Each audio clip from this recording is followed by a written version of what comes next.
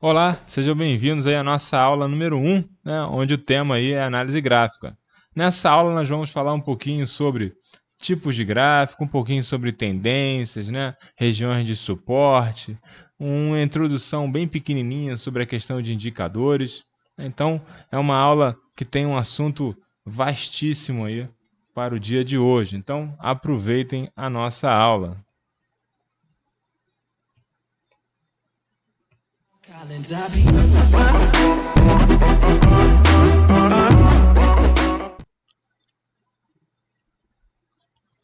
O que é análise gráfica? A análise gráfica é o estudo que visa monitorar o comportamento dos preços de mercado baseado em uma representação gráfica destes preços. Essa movimentação dos ativos, apresentada através de um gráfico, tem como objetivo verificar o comportamento da lei da oferta e da procura, a partir de onde nós conseguimos rastrear a tendência de um ativo.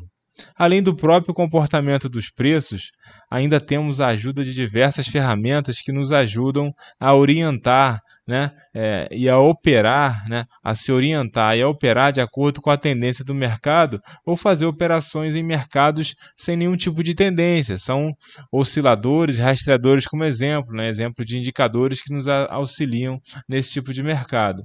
Além disso, a análise gráfica nos auxilia em relação ao time, né, que seria o momento ideal de entrada ou saída da operação.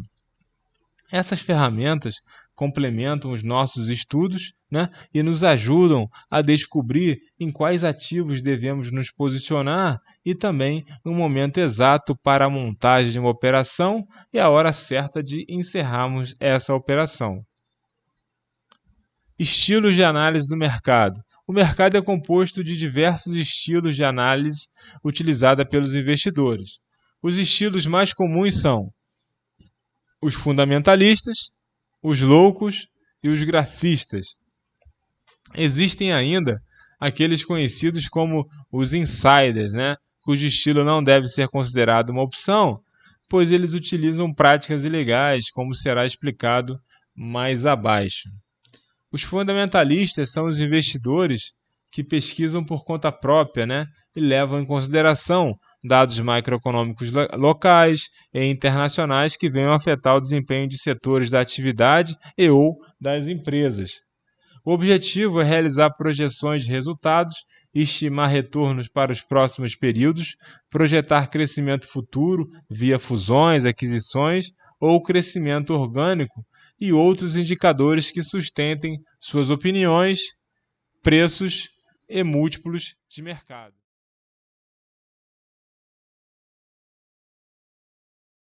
Estilos de análise do mercado.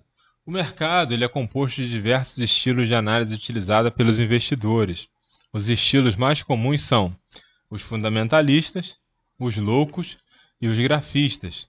Existe ainda aqueles conhecidos como insiders, né, cujo estilo não deve ser considerado uma opção por utilizarem práticas ilegais, como será visto mais à frente. Os fundamentalistas são os investidores que pesquisam por conta própria e levam em consideração dados macroeconômicos, locais e dados internacionais que venham a afetar o desempenho de setores da atividade, né, econômica ou das empresas.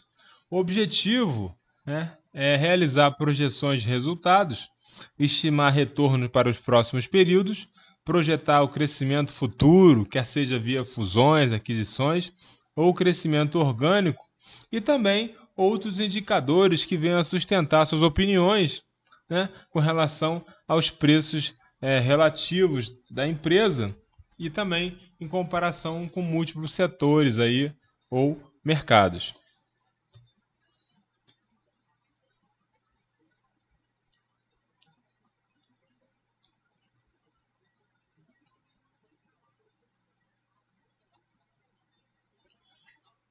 E o objetivo dessa análise é sempre projetar, né, maior consistência no futuro e chegar a um preço-alvo para essas ações. Isso dando exemplo das ações, tá?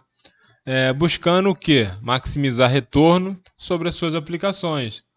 Em função disso, é essencial a avaliação passada de demonstrativos, né, financeiros, né? Integração com o dirigente da empresa e projeção de cenários, né? Então, vai ser a relação com investidores, né? A relação dessas empresas com o seu público, né? Com o governo, né? Com a sociedade, né? Com relação a leis aí referentes à sustentabilidade, impacto ambiental, tudo isso vai interferir também nessa avaliação desse ativo, né? No exemplo aí de uma empresa, tá? E os chamados loucos são aqueles que não baseiam seus investimentos em qualquer tipo de análise própria ou de terceiros. Eles não fazem análise e não compram também relatórios, né, de casas de análise. Né? Eles fazem isso simplesmente por vontade ou inspirações, né? É o chamado feeling, né? Eles leem reportagem, né? Assistem algum anúncio na televisão, no YouTube, no Facebook, em conversa com amigos ou qualquer outro tipo de informação, né? E vão tomar suas decisões de investimento com base nessas informações, ou seja, sem base nenhuma, totalmente no empirismo, né? E vão fundamentar assim as suas decisões de comprar ou vender determinado ativo que eles tenham em carteira ou tenham o objetivo de ter. São os chamados loucos de mercado. Os insiders são aqueles que, por algum motivo, possuem informações privilegiadas sobre determinado assunto e usam essas informações de maneira ilegal, né? Para quê? Para tirar vantagem e obter lucros para si ou para terceiros. Essas pessoas podem ser desde funcionários da própria empresa, né? Ou funcionários de algum tipo de fundo de investimento, né? Fundo de pensão ou até mesmo funcionários do governo. É importante ressaltar a ilegalidade desse tipo de operação, né? Com informações privilegiadas, sendo passível, né? De punição pela CVM, que é a Comissão de Valores Mobiliários, e órgãos fiscalizadores do mercado financeiro, ou seja, é crime, né, atuar no mercado financeiro com informações as quais não era de conhecimento público. E, finalmente, os grafistas são aqueles que tentam rastrear a lei da oferta e da demanda dentro do mercado. Esse rastreamento ele é feito através de uma ponderação entre as diversas forças de cada escola que movimenta o mercado, decidindo assim o rumo que as ações vão tomar. Em geral, a análise gráfica ela apresenta momentos determinados para a operação em pontos específicos, né? Quer seja de entrada, quer seja de saída, né? Para que você monte as suas operações. Esse é o objetivo aí da nossa análise gráfica. E o principal objetivo dessa análise gráfica, vantagens do uso de gráficos. Como vimos, o uso de gráficos tem inúmeras vantagens para o investidor, mas não necessariamente devemos escolher apenas uma técnica de análise de investimentos. Embora fundamentos e preços nem sempre caminhem de mãos dadas e a divergência entre ambos possa dar um alerta ao investidor, talvez seja a hora de colocar os pés no chão, né, e a gente passe a analisar o mercado sobre um outro prisma. Além disso, o uso sistemático de gráficos pode ser útil nos seguintes aspectos. Ele oferece um histórico da ação dos preços. É um instrumento útil para os fundamentalistas. Reflete o comportamento do mercado. Dá uma boa noção sobre a volatilidade de ativos. Ajuda na implementação de estratégias de time e ajuda também na administração de risco, ou seja, a colocação dos stops.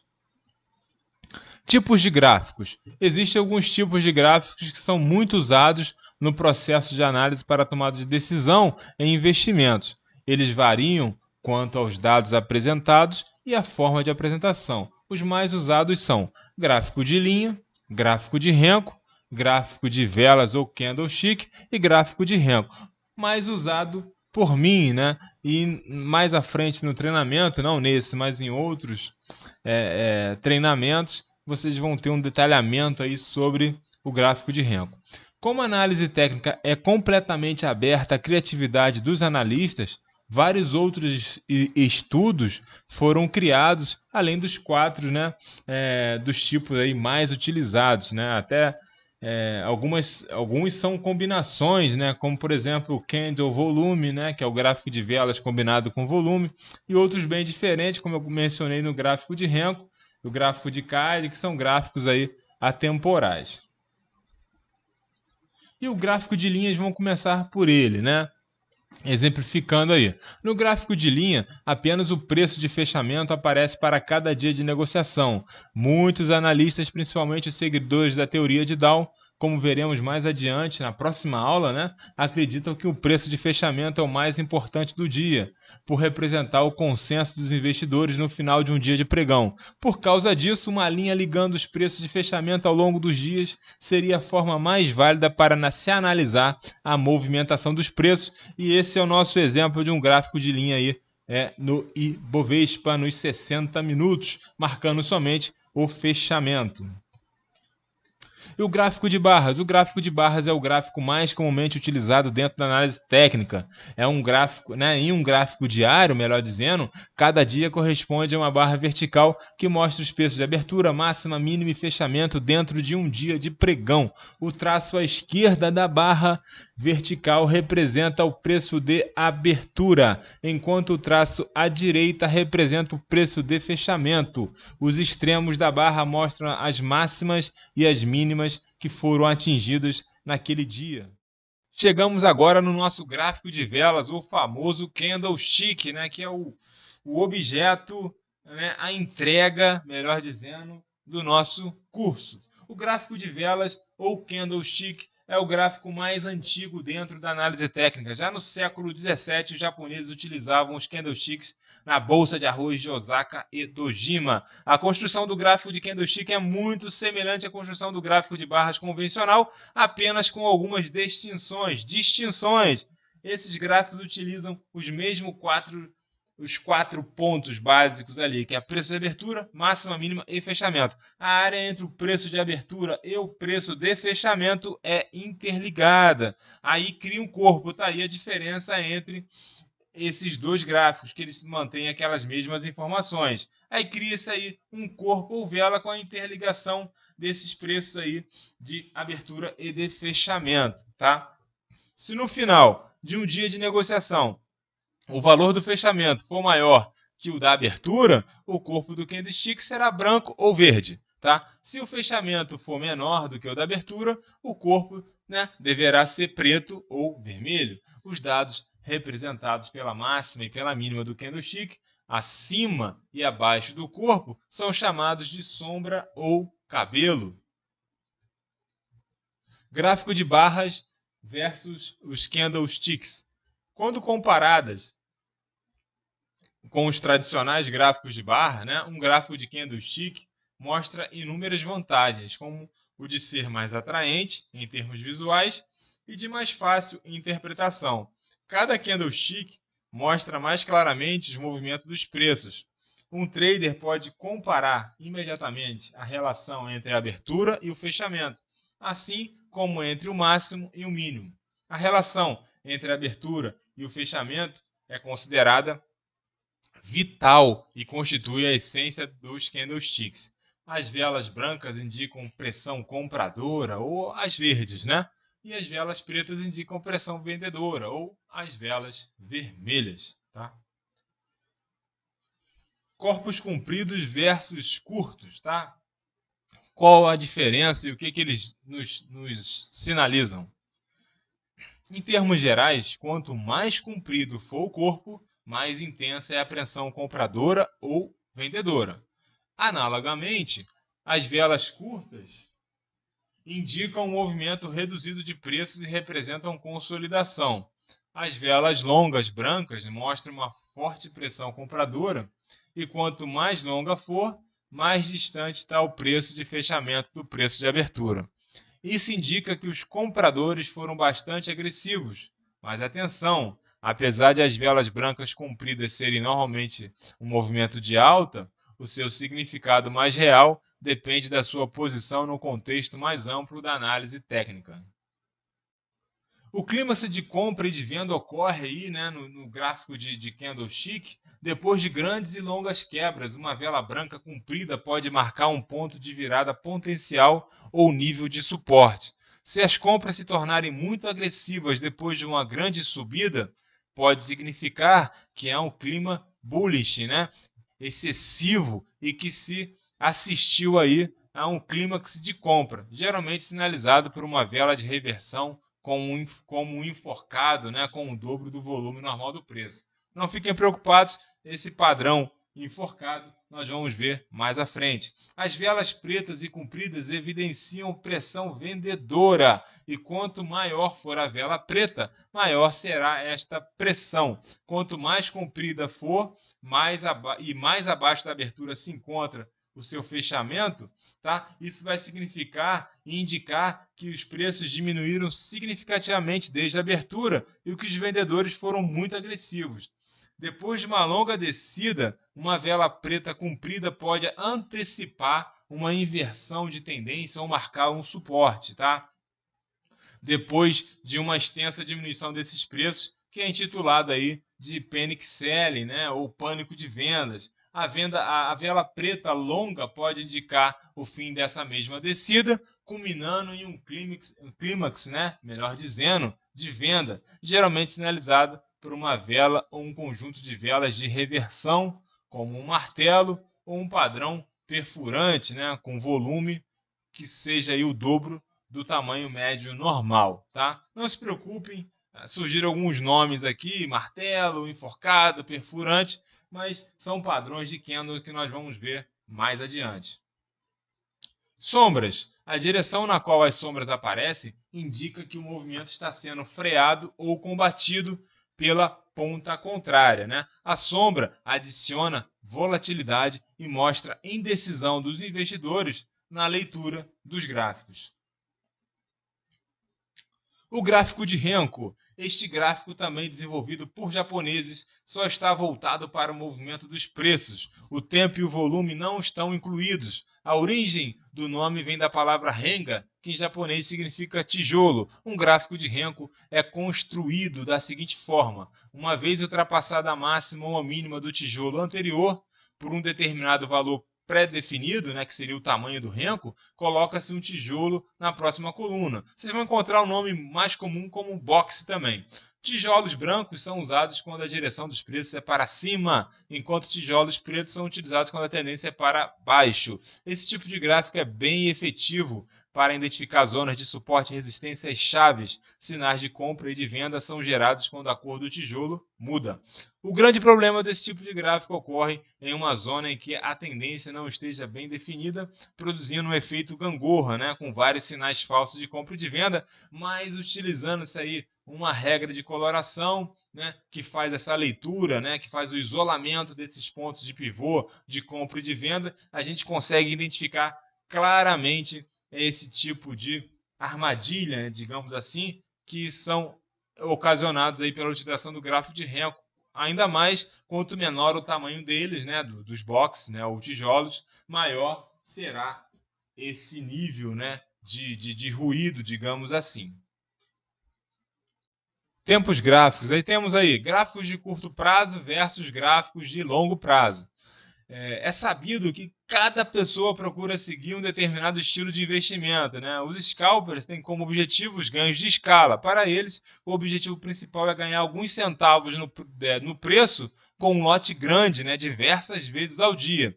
Esses investidores, ou seja, os scalpers, não estão preocupados com a direção da tendência primária ou com a saúde do mercado como um todo. Tá? Alguns investidores seguem uma cartilha de curto prazo e procuram captar parte dos movimentos nas tendências secundárias e terciárias dos preços, tá? Na tentativa de oferir algum lucro nessa história. Tendências secundárias, terciárias dos preços, nós vamos ver na teoria de Dow. Esses investidores também não estão interessados nos movimentos fundamentais que movem os preços a longo prazo, né? Embora eles possam levar em conta esses fatores, ainda que indiretamente na elaboração de suas estratégias, para a colocação de níveis de stop, alvos de saída, tá? Ele procura sair tempos um pouco mais longos. Para esses agentes financeiros, tá? A utilização de gráficos intradiários e diários é amplamente difundida, tá? Aqueles de curto prazo. Com a difusão de pacotes gráficos aí que são alimentados por provedores de cotação online, isso aí facilita muito hoje em dia. Temos até gráficos de segundos, tá? Então existem esses tipos de operadores aí nessa velocidade aí de mercado.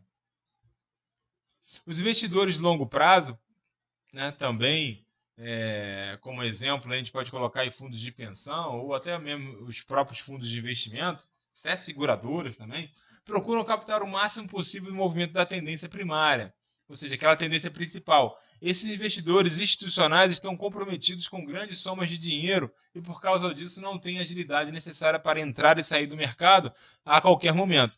Para esse grupo de investidores, a utilização de gráficos semanais e mensais é bastante comum, pois refletem uma visão maior no mercado de mais longo prazo. E para a gente que opera aí no intraday, né, no intradiário, a gente tem que ficar sempre também atento a gráficos maiores, né? Por exemplo, se eu estou operando no gráfico de 60 minutos, dá uma olhada no gráfico diário, até mesmo no semanal. Por quê? Esses grandes operadores, esses fundos de investimento, esses grandes investidores que têm estratégias, objetivos diferentes dos nossos, né, e visam mais uma tendência de longo prazo, se nossa operação, se nosso intraday, a gente tiver uma movimentação muito abrupta em direção a esses locais mais distantes daquele momento, é sinal de que esses grandes operadores estão começando a se mover, né? Então a gente vai buscar também posições para poder aproveitar essa movimentação ou essa volatilidade gerada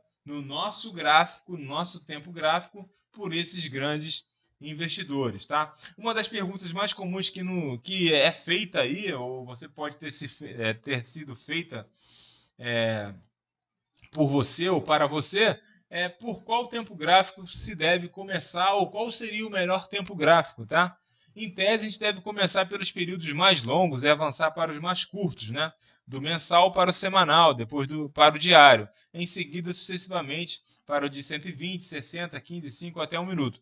Mas, falando aí de day trade, então seria você começar a analisar o mercado do diário, tá? Para você começar a ver a questão de suporte, resistência,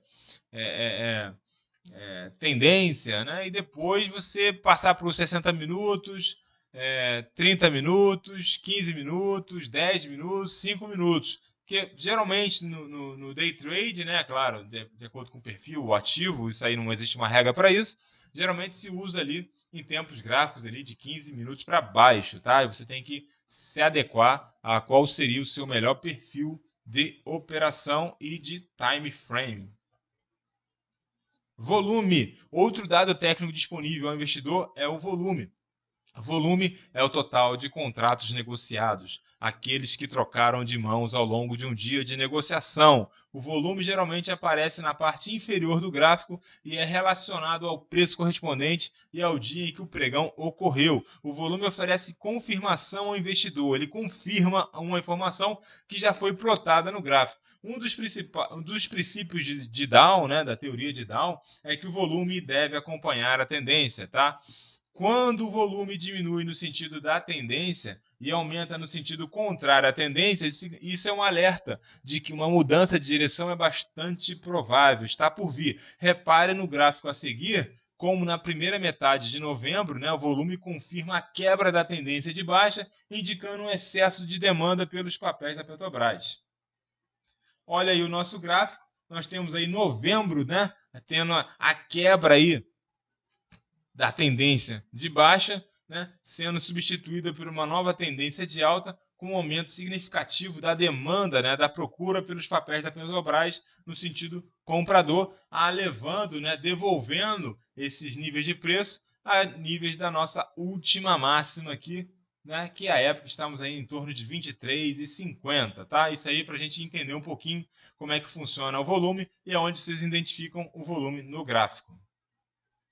Contratos em aberto. Então, dando continuidade a isso que nós falamos aí, tá? Nos mercados futuros, tá? O que está em questão é a seguinte pergunta: quanto estará valendo um determinado ativo financeiro, por exemplo, o dólar ou o índice, né, em uma determinada data de vencimento? Essa é a grande pergunta. Na tentativa de obter lucro, os especuladores ou investidores, ou proteger contra possíveis flutuações de preço, produtores ou administradores de fundos de investimento, né, que eles estão procurando proteger suas posições, suas carteiras, tá? Eles vão vender ou comprar ativos financeiros, esses ativos, né, esses contratos futuros. Os contratos em aberto representam o número total de contratos que estão nas mãos dos diversos participantes do mercado no final de cada dia, uma vez que, para cada contrato comprado no mercado futuro, deve haver um correspondente vendido, né? O número de contratos em aberto representa o número de contratos comprados ou vendidos, mas não a soma dos dois, pois isso acarretaria redundância de informação. Investidores que fazem day trade, não acarretam mudanças no número de contratos em aberto, pois abrem e fecham a posição no mesmo dia. No estágio inicial de negociação de um ativo no mercado futuro, o volume e o número de contratos em aberto tendem a ser pequeno. À medida que o contrato atinge o ponto de maturação, esses números tendem a aumentar. Quando a data de vencimento do contrato vai se aproximando, esses números tendem a diminuir novamente, à medida que os agentes financeiros encerram suas posições compradas ou vendidas ou rolam a posição para o contrato de vencimento subsequente.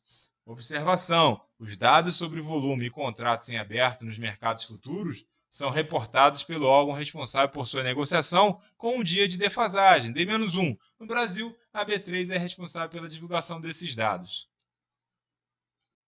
Outro conceito importante é sobre suportes e resistências. Os suportes são regiões de preço com uma grande concentração de compradores e, por isso, tendem a se apresentar como pontos de estancamento de processos de queda, já que a fartura de compradores pode conseguir reverter o movimento de curtíssimo prazo do papel. Esses suportes são representados, em geral, por fundos anteriores e também por antigas resistências já rompidas, sendo os fundos anteriores considerados pontos de suporte mais fortes do que as antigas resistências. Ou seja, uma antiga área de suporte, quando rompida, se transforma numa área de resistência e vice-versa. As resistências são opostas ao suporte, melhor dizendo, né? Já que elas são uma área de preço com grande concentração de vendedores e, com isso, se apresentam como pontos de exaustão de alta, ou seja, esses movimentos, né, de alta já durou bastante tempo e pode chegar ao fim, né, ao menos que momentaneamente. Esses pontos são locais onde o número de vendedores é grande e esse tamanho pode ser suficiente, inclusive, para terminar momentaneamente um processo de alta, já que os compradores nesse preço podem não ser suficientes para garantir a ultrapassagem dessa região de preço. São áreas de topos ou fundos anteriores já rompidos, sendo os topos mais fortes do que os antigos suportes. Estes suportes e resistências têm sua força no fato de os investidores possuírem memória, né, em relação ao comportamento de determinado ativo ao passar pela mesma região de preço anteriormente. A explicação para o comportamento psicológico dos investidores em momentos como este seria: se na última vez que o ativo chegou até aqui não a ultrapassou, por que seria diferente agora? Esse pensamento cria um círculo vicioso no papel, tornando uma área de suporte ou resistência cada vez mais forte, de acordo com a quantidade de vezes que for testada e respeitada. Esses pontos de força nos fazem pensar automaticamente em outra ferramenta vital para a operação de um analista gráfico, que é o uso do stop. O stop é simplesmente uma ordem de venda pré-programada, sendo ela disparada automaticamente quando o papel é negociado abaixo de um valor determinado em sua ordem. A explicação da sua importância é que tendências podem ser perdidas caso o papel venha a romper suportes ou resistências anteriores. Por isso, uma vez que a tendência não esteja mais a seu favor, a sugestão é sair do papel e aguardar um melhor momento para se posicionar de acordo com a direção da força do papel. É até que eu costumo falar para quem me pergunta, né? Hoje em dia, a melhor posição, né, falando aí de criptomoeda para as altcoins, é estar de fora, né? Estar lá em USDT, estar em Tether, né? Enfim, apesar dos boatos sobre o Tether, enfim, mas é melhor estar em dólar, olhar de fora para buscar a melhor oportunidade de entrada, porque quando se está numa altcoin, por exemplo, nesse momento aí de bullish, né, digamos aí do Bitcoin, elas sofreram demais quando o Bitcoin subiu muito, elas perderam valor, e quando ele começou a cair, elas também perderam valor. Enfim, o melhor momento, como nesse exemplo a gente está vendo aí, é ficar de fora. Então, um exemplo gráfico aqui, né, do que seriam aí suportes e resistências, tá? Sempre lembrando, né, que existe essa troca, né? Um antigo suporte ele pode virar uma resistência no futuro, né? E uma resistência se tornar um suporte. Existe essa inversão de papéis à medida que os preços, né, ultrapassam ou perdem essas regiões, né? Por exemplo, nós temos aqui na região de 30, né, está funcionando como um suporte, né, mas no passado já foi uma resistência. Então, elas se alternam, né, níveis de suporte e resistência, com o desenrolar dos níveis de preço, lembrando que aquelas sempre no topo e nos fundos são as mais fortes. Tendência, né? A tendência dos preços é a direção para a qual o mercado está se movendo. O objetivo principal do investidor que utiliza análise técnica é identificar uma tendência em seu estágio inicial e tirar proveito dela para a obtenção de lucro. Em outras palavras, para comprar barato e vender caro, tá? Em um gráfico, a tendência pode ser percebida por meio da direção dos topos e do fundo dos preços, tá? Topos e fundos ascendentes indicam uma tendência de alta. Na tendência de baixa, nós temos aí topos e fundos descendentes. A tendência lateral, nós temos topos e fundos laterais. Tá? Então, a tendência ela tem essas três direções. Tendência de alta, tendência de baixa e lateral. Tá? Então, essa aí, resumindo, que seria a nossa tendência, né? A famosa tendência de mercado. Tendências e linhas de tendência. Tá? Como já vimos anteriormente, tendências são configuradas pela sucessão de topos e fundos nos gráficos de preço, que podem ser ascendentes, descendentes ou sem tendência, ou laterais, né? Quando não há uma sincronia desses topos e fundos no gráfico. Os grafistas têm como principal objetivo o rastreamento dessas tendências para segui-las. Tá? Existem três tipos de tendência de acordo com a posição da sequência de topos e fundos. Então vamos explorar cada uma delas. Tendência de alta é caracterizada por uma sucessão de topos e fundos ascendentes, sendo esta tendência perdida somente quando o fundo anterior é perdido. Tendência de baixa é caracterizada graficamente por uma sucessão de topos e fundos descendentes, sendo esta perdida somente quando o topo anterior é rompido. Sem tendência ou congestão, range, lateralização é caracterizada graficamente por uma sucessão de topos e fundos irregulares e sem obedecer nenhum tipo de sequência. Essa situação possui alguns tipos de características particulares, como o fato de que quanto mais tempo durar esse processo, mais ele se potencializa e se torna forte, ou seja, quanto mais vezes o ativo tocar a linha de uma das extremidades da congestão, mais forte essa linha ficará. A representação das tendências também nos apresenta outra ferramenta auxiliadora, as linhas de tendência. Essas linhas são traçadas a partir dos fundos antecedentes, no caso de uma tendência de alta, ou a partir dos topos descendentes, no caso de uma tendência de baixa. Uma boa utilização de linhas de tendência é como ponto, né? É como ponto para estancar as realizações em que pequenos movimentos contra a tendência, tá? Então, elas podem ser usadas dessa forma.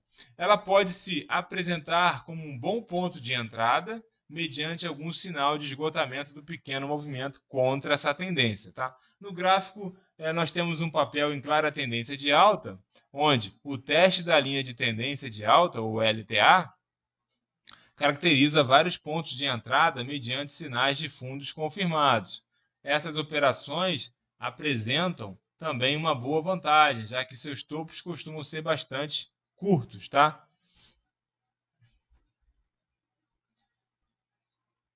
Indicadores. Indicadores são ferramentas desenvolvidas a partir de fórmulas matemáticas advindas de diversos tipos de diferentes combinações dos valores do comportamento do ativo, sejam eles relacionados às máximas, mínimas, fechamento, volume ou qualquer outro dado do ativo. Apesar de suas fórmulas, que são muitas vezes complicadas para se fazer à mão, as diversas plataformas gráficas, disponíveis fazem esses cálculos já pré-programados.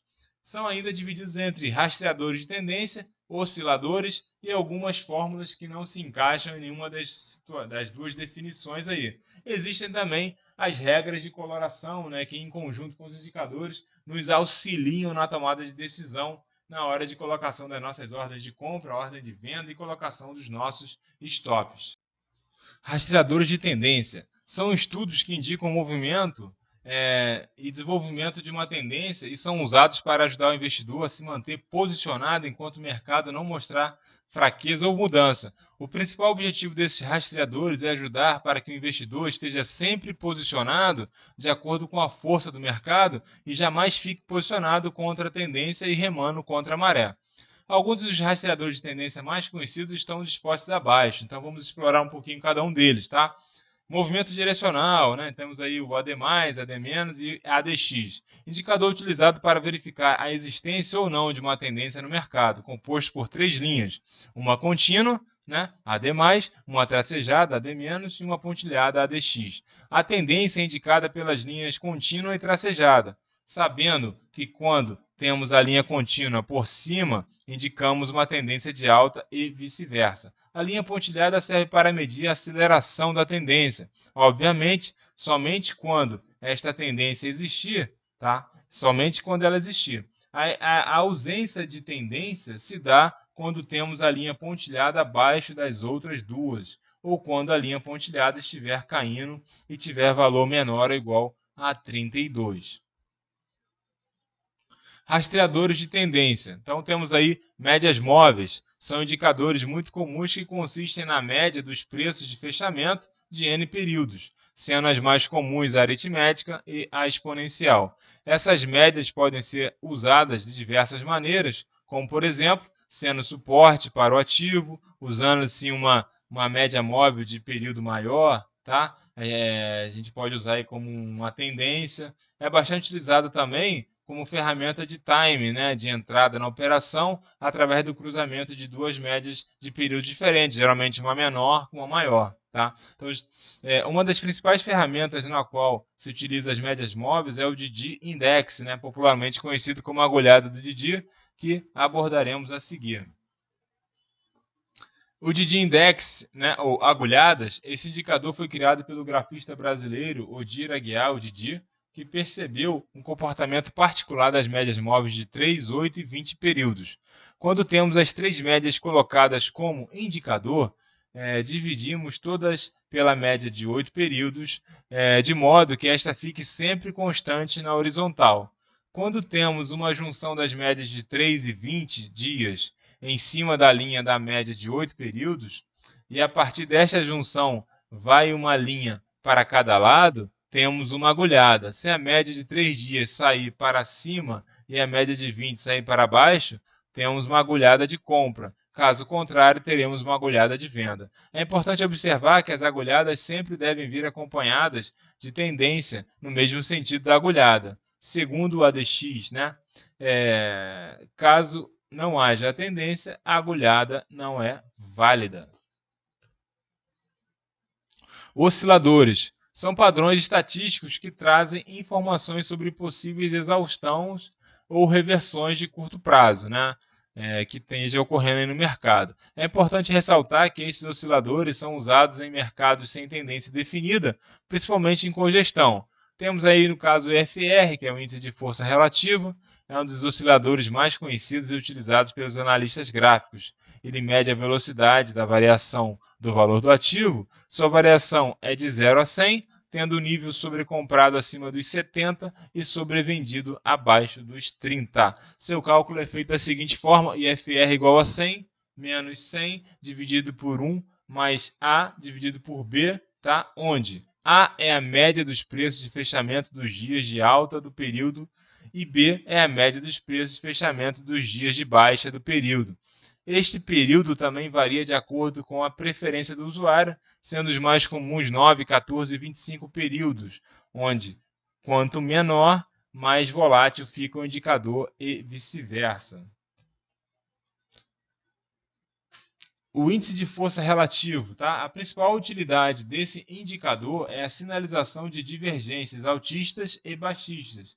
Se tivermos dois topos ascendentes no gráfico de candles e no IFR houver dois topos descendentes, temos uma divergência baixista. Em contrapartida, se tivermos dois fundos descendentes no gráfico de candles e no IFR houver dois fundos ascendentes, teremos uma divergência altista, como no exemplo aqui do nosso gráfico. Tá? Então, ele nos auxilia na leitura dos candles. O estocástico é um oscilador que mede a capacidade das forças compradoras fecharem o candle em sua máxima e a capacidade das forças vendedoras fecharem o candle em sua mínima. É composto de uma linha rápida e uma linha mais suavizada através de médias. A linha rápida é a representação percentual da diferença do fechamento do período para a sua mínima, dividido pela diferença entre a máxima do período e a sua mínima. A linha reta é exatamente este mesmo cálculo, porém a média dos últimos 3 candles, ou seja, a média das últimas 3 linhas rápidas. Este oscilador tem ainda suas regiões default, de sobrecompra acima dos 80 e de sobrevenda abaixo dos 20. Por ser um oscilador, tende a indicar reversões de tendência com variações bruscas e rápidas. Já os indicadores de volume, nós temos aí as bandas de Bollinger, Está ligado à volatilidade do papel, usado basicamente para descobrirmos a hora certa de entrada no papel. Quando do rompimento de uma resistência juntamente com o começo da abertura das bandas, quando temos a possibilidade de começarmos um movimento mais forte. Durante os períodos de menor volatilidade, essas bandas tendem a se estreitar e se aproximar uma das outras. A indicação de que um movimento mais forte no ativo estaria prestes a começar seria OBV, indicador de simples compreensão e cálculo, usado com o intuito de descobrir a direção do fluxo de volume no ativo. É calculado pela diferença da soma dos volumes de negociação dos dias de alta com os volumes de negociação dos dias de baixa desse ativo. Exemplificando, se tivermos um dia de alta no ativo, somamos esse volume ao saldo anterior. Caso tenhamos um dia de baixa, diminuímos esse volume do saldo anterior. Assim como o IFR, esse indicador é utilizado para se detectar divergências altistas e baixistas.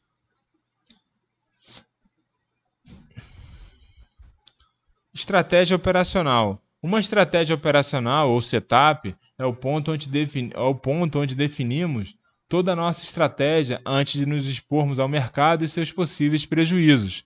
A importância de termos uma estratégia que envolva ponto de entrada no ativo, ponto de saída com o lucro no ativo e principalmente seu ponto de saída do ativo, caso este não se comporte de maneira que a gente espere, é a sua garantia de sobrevivência no mercado aí do day trade.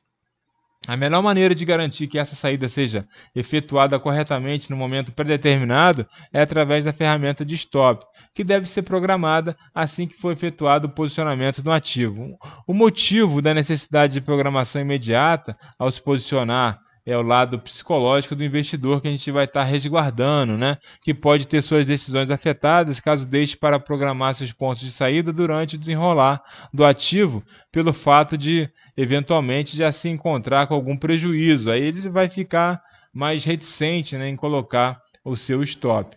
Tá? Isso pode acontecer e vem a influenciar suas decisões, fazendo com que a operação analisada, mais indicada anteriormente, fique alterada aí de forma negativa, tornando cada vez mais o prejuízo do investidor. Porque essa programação do stop tem que ser feita na entrada da operação. Tá? Ao se posicionar em algum ativo, começamos sempre nos prevenindo para o pior, e um possível prejuízo que será limitado pelo uso do stop. Uma vez que a operação comece a dar lucros e possibilidades de aumentarmos o valor do preço de stop para garantir algum percentual de lucro. Ou seja, à medida que o preço fosse movimentando na direção ao qual nós objetivamos ao nosso alvo, a gente pode ir movimentando nossos stops nessa direção e assim saindo de uma região de prejuízo, ou seja, daquele stop ao qual nós estávamos programados a ter um certo nível de prejuízo, a chegarmos ali ao nível ali de entrada, né? Ou seja, de posição zerada, caso a gente venha a ser estopado pelo preço, e depois caminharmos para o stop gain, no sentido de o que vier a acontecer no mercado, nós já estamos aí posicionados a fim de ter uma lucratividade, tá? Os stops, principalmente em operações de curto prazo, devem ser sempre alterados para cima quando o comportamento do ativo permitir esta ação, independentemente da técnica de elaboração de stop usada pelo investidor. Né? Vale ressaltar que o valor do stop jamais deverá ser alterado para baixo. Não façam isso, já que isso teria na verdade, um impacto aí emocional muito grande. Tá? Então, somente com essa prática, né, e o treinamento dos olhos, ou seja, aquele tempo de tela, será possível fazer análises cada vez mais completas, confiáveis e rápidas. Né? Um olho bem treinado e acostumado a analisar os gráficos não demorará mais do que alguns segundos para fazer uma análise completa de um ativo e todos os seus indicadores. Esse é o grande objetivo, né, da análise técnica, que vocês consigam identificar, né, a movimentação ou a direção de um ativo olhando o gráfico, é claro, depois de muito estudo e treinamento, com todos esses fatores, né, que nós observamos até aqui. Essa aí foi a nossa aula de hoje, né? O conteúdo foi um pouco extenso, né? Apesar de não aprofundado, mas nos deu uma base, né, do que seria a nossa análise gráfica, né, a nossa análise técnica. Eu encontro vocês na próxima aula, onde vamos entrar já em assuntos, falar sobre a teoria de Dow, nos aprofundando em assuntos, né, que nós colocamos aqui nessa aula e também falamos aí com relação e nos aprofundarmos mais com relação aos indicadores técnicos.